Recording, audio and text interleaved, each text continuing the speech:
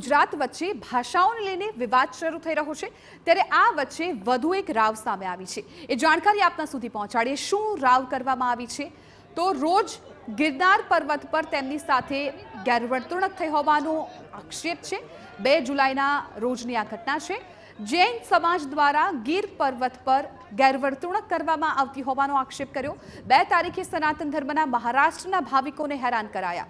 Collector દ્વારા પ્રતિબંધ હોવા છતાં પર્વત પર નાચગાન કરીને જોરશોરથી ટેપ વગાડી સૂત્રોચ્ચાર કરીને હેરાન કર્યાનો આક્ષેપ, જેને લઈ 16,000થી વધુ લોકોની સહી સાથે જૂનાગઢના એસપીને આવેદનપત્ર આપવામાં આવ્યું છે।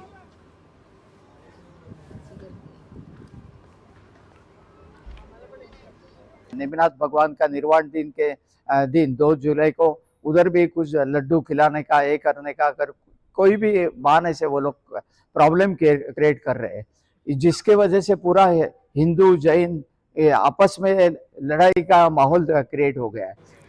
મહારાષ્ટ્રના ભાવિકોની રાવ છે કે જૈન સમાજ દ્વારા અગાઉ પણ આ રીતે વર્તન થઈ ચૂક્યું છે, જેમાં હેરાનગતિ થઈ છે।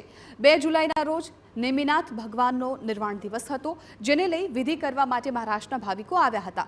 ત્યારે ફરી એકવાર આવી ઘટના બની છે। હાલ તો આ મુદ્દો કોર્ટમાં છે, જાહેરનામું છે, છતાં પોલીસ બંદોબસ્ત વચ્ચે આ પ્રકારની ઘટના બની રહી છે। ત્યારે 16,000થી વધુ મહારાષ્ટ્રના ભાવિકોએ જૂનાગઢના એસપીને આવેદન આપીને ઉકેલની માંગ કરી છે।